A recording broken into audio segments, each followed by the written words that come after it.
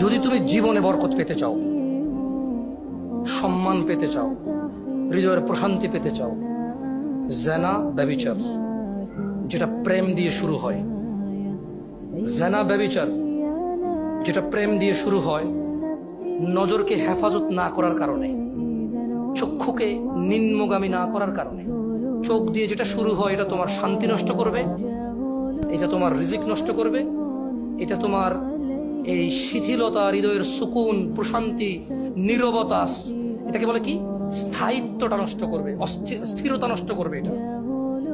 ছোট ভাই, তোমার প্রতি আমার নসিহত, তুমি কে নীল পড়ছে, লাল পড়ছে, কে ছোট পড়ছে, কে বড় পড়ছে, তুমি এগুলা মেজারমেন্ট করার দরকার নাই।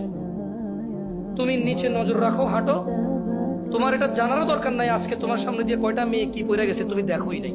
তুমি নিচে হাঁটো, যথাসম্ভব তুমি যতটুকু নিচে দেখে হাঁটা সম্ভব তুমি তোমার চোখকে হেফাজত করো।